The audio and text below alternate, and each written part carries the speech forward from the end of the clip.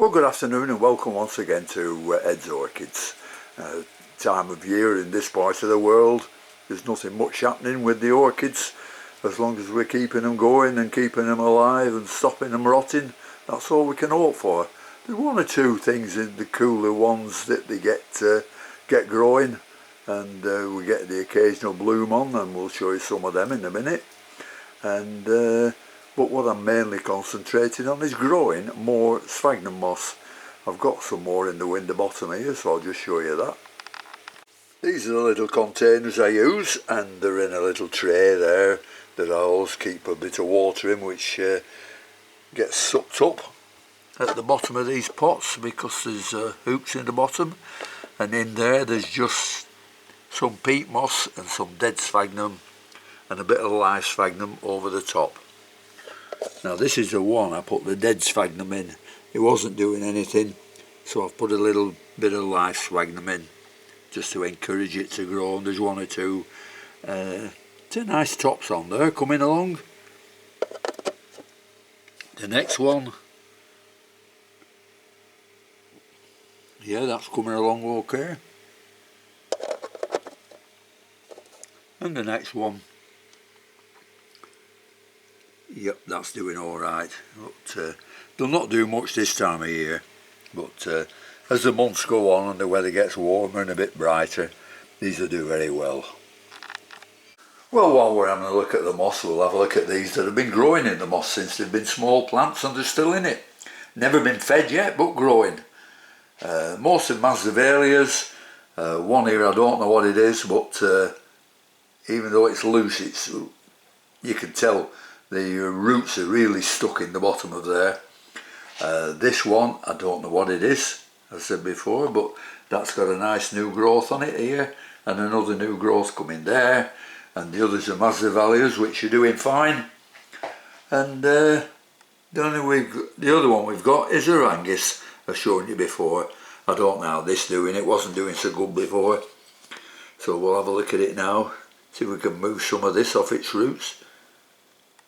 Oh yeah, look, it's got a nice new root growing there. There we are. So we'll tuck that back in and leave it to carry on growing. So we'll have a look at the Mazda Valas, which are in the second bathroom I've got, and it's quite cool in there, so that's where I put them. Well, here we are in the bathroom with the Mazda Valas. I've got two trays full of them just sitting over the bath there, and these are in this room, and it faces, there's only these wash windows in, and it's facing north, and there's very little light comes in here because I'm in the woods. So that's where these are. So they're struggling, but they're doing okay. And this is a Vetii Prince de Galles, which I've just cut two dead spikes off, and there's another four growing. 1, 2, 3, 4, yeah, another 4 spikes on it there. And the only other one I have in spike is a young sinensis, I think it's what it's called. David gave it to me, only a young plant, a little seedling he gave it to me, and it's sending up a flower. And when this opens, it should be quite nice and round. It opens like a bell fir, and it should be yellow with some red stripes in it. But we'll have a look at that later when it's fully opened. So that's where I'm keeping the Mazda Valas. They're nearly all in sphagnum moss. I just watered them this morning, and it seems that when they're in very, very small pots, they do much better. This was one that was nearly dying, but I put it in this tiny, tiny pot, and it's coming along fine.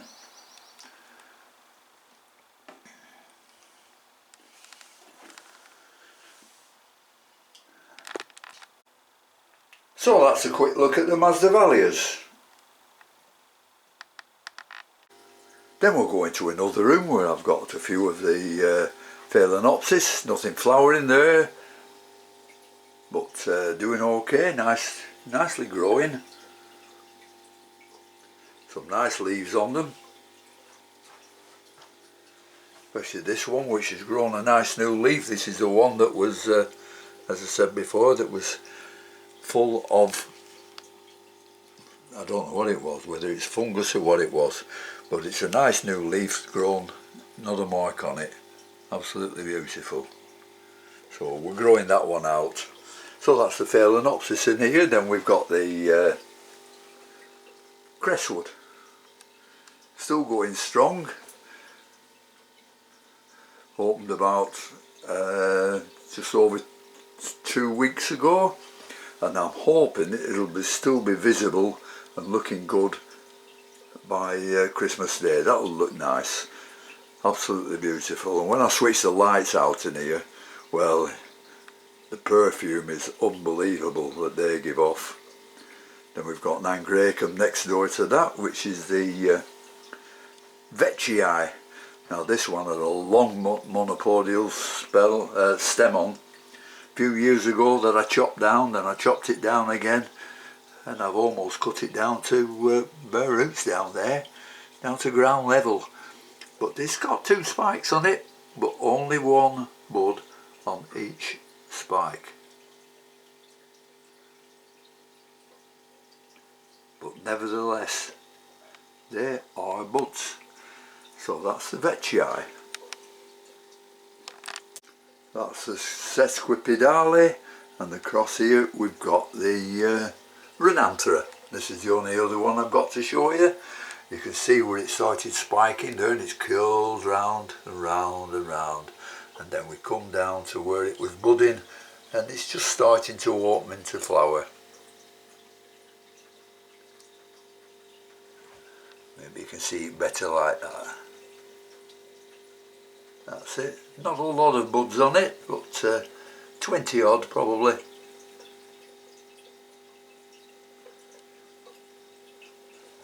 And the spike has split into another spike there. So there's about half a dozen, 5 or 6 buds on that one. So that's the Renanthera Tom Thumb. It's an Inshutiana cross by Monachica. Blimey, I don't know how I remembered that. But that's the Renanthera.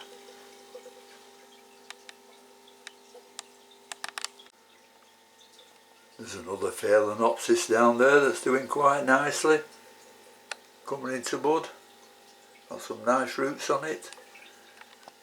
But difficult this time of year in this part of the world. There's not much happening, and we've got to use, well, I've got to use as many rooms as I can for different circumstances amongst the orchids. You know, some like it warm, some like it cool, some like it intermediate, so I'm doing my best to provide it for them.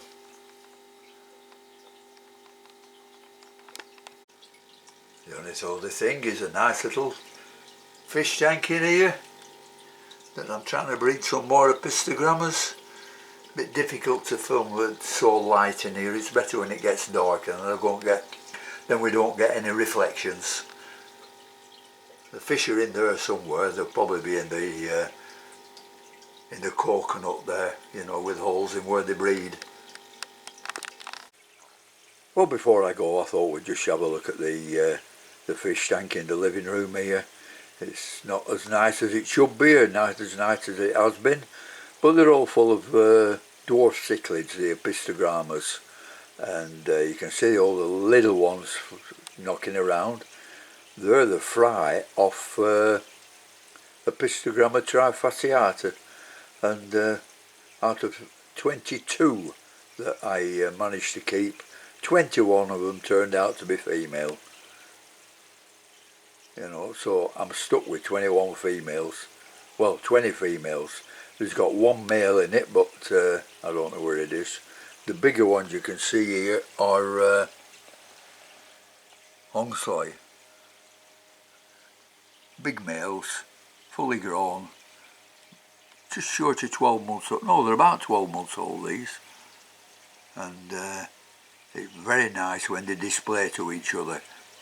you know, they open the fins up and show them off and change colour. Absolutely beautiful colours they are.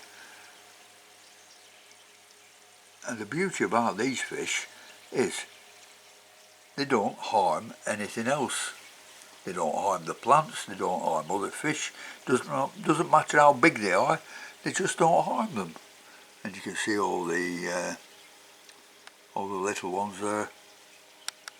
Can't find the one male I've got somewhere, unless they're in one of these coconut huts trying to breed again. Yeah, there's 3 male pistogramma hongsloi, and they might start display. There they go. I hope they turn sideways, then you can see them, because there we are. Look at that. Absolutely beautiful, displaying itself. Anyhow, that's about all I've got to show you. Thank you for watching, and tomorrow I think I'll see how the cat layers are going, because I nearly lost all those, and what I did, I threw them on one side, let them dry out, the leaves were withering, I cut all the bad things off them, and then I repotted them, and fortunately they're starting to grow again, so I'll show you those tomorrow. So until then, thanks very much for watching, and until next time, I'll see you later. Bye.